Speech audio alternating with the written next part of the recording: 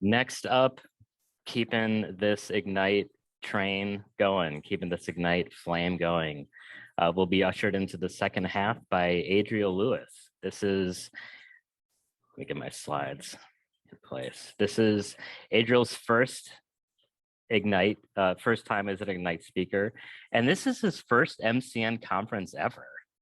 So please give Adriel a big welcome. He's a curator of at the Smithsonian Asian Pacific American Center. And I got a little peek of what he's about to drop today this past summer in an article he published called Bigger Than the Internet, Museums and the Digital Colonization of the Web. So if you want to hear more from Adriel, please do run, don't walk after the Ignite to check that out. So Adriel, so glad you're here. Take it away. Thank you so much, Andrea. Hi, everyone. I'm tuning in from Tavangar, aka Los Angeles, the traditional home of the Tongva people. I'm so excited to join y'all for my very first Ignite talk. And like everyone else, I can't think of the word Ignite without thinking about Usher. Maybe quarantining in LA is getting to me, but the word Ignite immediately inspires visions of the palm tree set ablaze in the 2004 hit Burn. The first website I ever built back in '98 was on Angel Fire, and it was soundtracked by a MIDI version of You Make Me Wanna.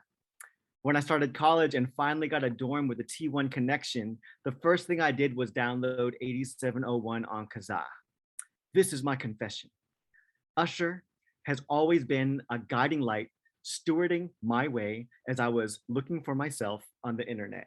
And just a few weeks ago, Usher reappeared once again to illuminate how I understand the world around me.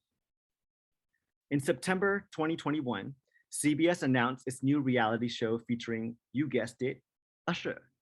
Entitled The Activists, the show pits contestants against each other to come up with solutions for the world's most pressing issues: climate change, gender equality, global poverty. The winners would be determined not by the actual impact they made towards a cause, but by the impressions they were able to make on social media.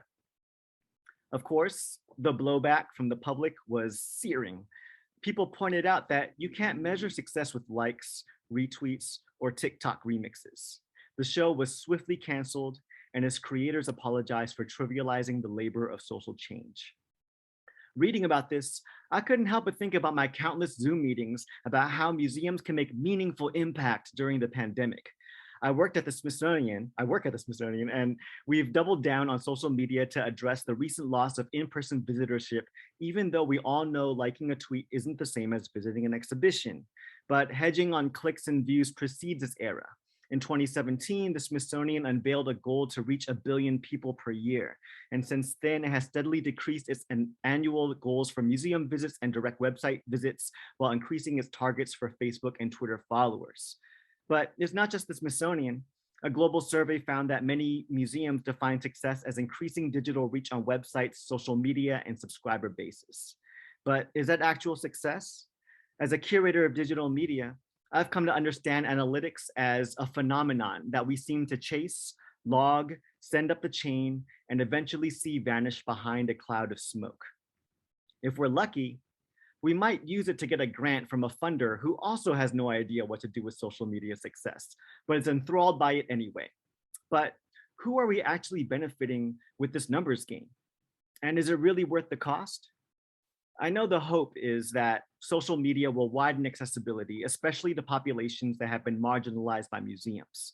But a revolutionary Instagram post means nothing if institutions continue practicing methods that put the public in harm's way.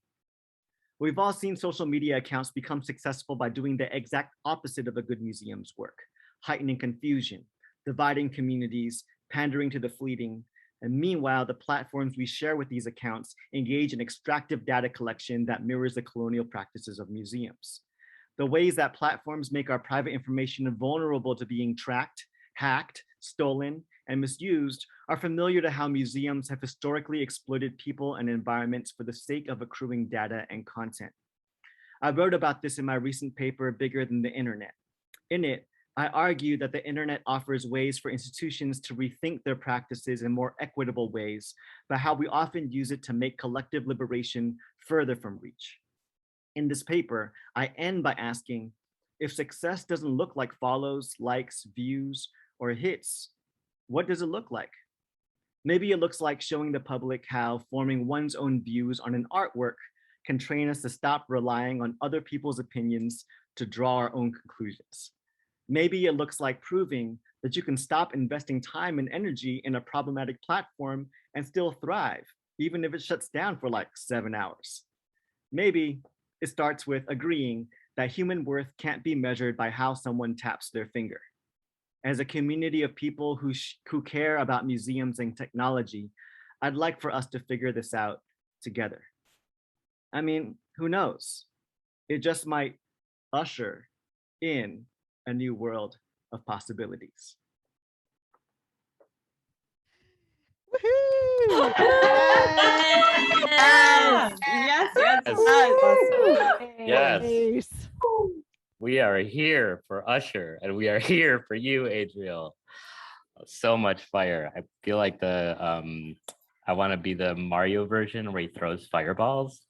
It's just so good. Thank you so much, Adriel. And welcome to MCN. Oh my, I can't believe this is your first MCN conference. Thank you so much for diving right in. Attending MCN, doing an Ignite talk, it's your first one.